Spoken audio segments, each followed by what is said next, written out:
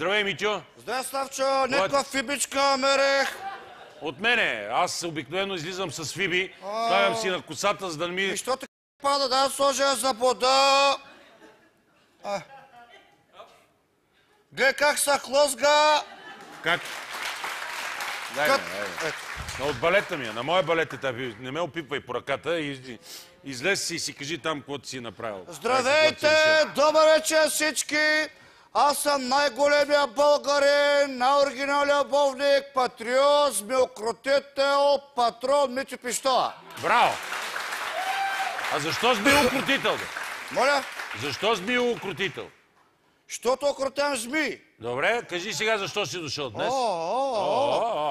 Дойдох да ви се похваля, възкръснах, прескочих трапа и се преродих. Как бе? Издумках 60 котенца, ударих 100 патки и изкормих дозина скумри. Бях за малко в болница, защото получих 4 инфаркта, 7 аритми и 10 инсулта. Преливаха ми системи глюкоза, шампанско, мастека, пелил, вино и арян. Сега като излязох от болницата, пак съм на система. Системата ми е 4-4-2. 4 студентки, 4 макетки и 2 обикновени парясници. За лятото съм взел 10 000 лева кеш да си харчи по морето.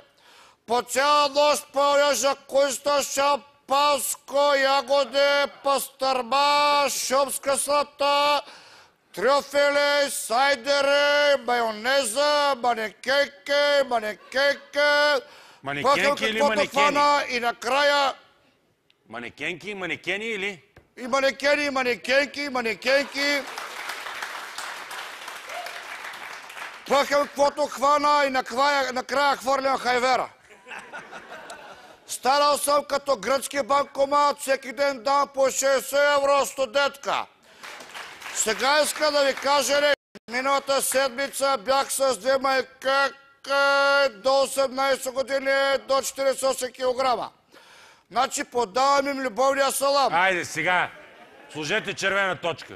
Слагайте червени точки, бели, зелени, кръгли, квадратни, четириъгълни, осмъгълни. Значи тия манекенки подавам любовния салам. Червена точка. Сте червена точка. Чакай, не я виждам в камерата, сега я видях, бе. Виждам, бе. Значи говоря пак тет път, казвам. Чакай сега, не искам да говориш за това. Чакам, бе. Искам да не говориш повече с ба. Махне тази червена точка. Чакай, ти ли командваш тук? Аз. Я мирно.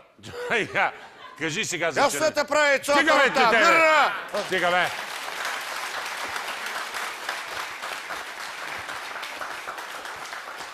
Ела насам, ела. Ела тук, ела. Ела тук. Ела. Ела тук. И какво стана? Да, и какво стана командвам парада. Да, кажи, какво стана после?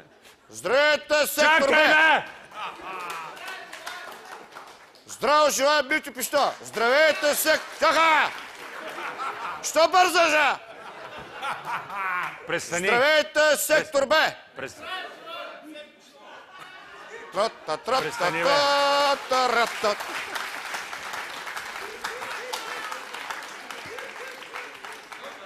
Ще ходиш при рибите, ми се струва. Ще ходиш при рибите.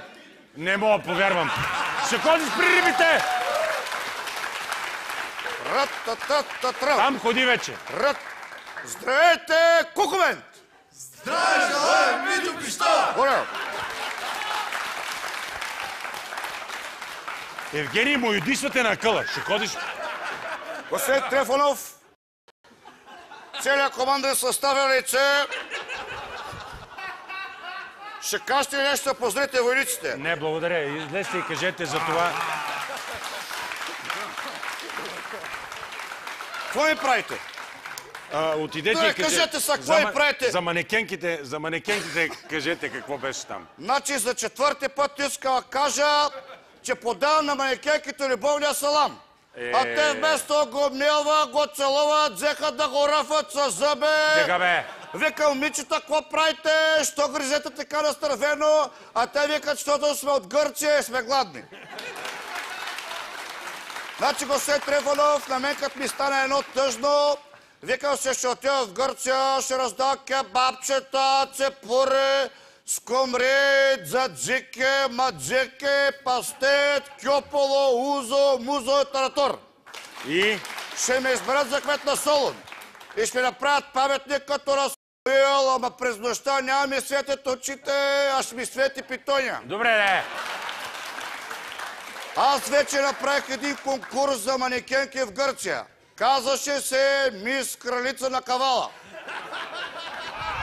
Не се смейте, моля ви се, не се мисля, моля се, това не са глупости, става въпрос за град Кавала. Става въпрос за град Кавала. През нощта става въпрос и за глупостите, това е друга тема. Обаче иска да кажа, една от манекенките я върнах и тя вика, пищаке, що ме гониш? Виж каква съм хубава, имам очите на майка си. Аз си викам, да, ма имаш цицата на баща си. И тя като се развика, идиот такъв, баща ми няма цици, викам ми именно де. Иначе, искам да кажа, гъркините много ме харесват, редят се през стаята ми на дълги опашки като бранкомат, пореги като ципури, пълни като лавраци. Искам да се похваля, господин Трифонов, издумках даже една държавна служителка. И? Цяло нощ жасах, увивахме се като калмари, усукахме се като локоми, правихме френска любов, шведска тройка, българско душманско жасане. И накрая тя ми вика, Митьо, аз съм свикнала да вземам бонус.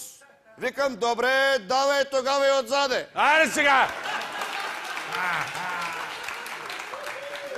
Иска да ви кажа, че като в цяло Гърция голяма криза, бях в едно хотел, че ексклузив, първата вечер ядох, втората вечер фалирах. Между другото, искам да помоля господин Трифонов да ми даде от онези книги, дето пишеха гости в тях, защото тефтера, в който се записва момиченцата, деса жасала, вече свърши.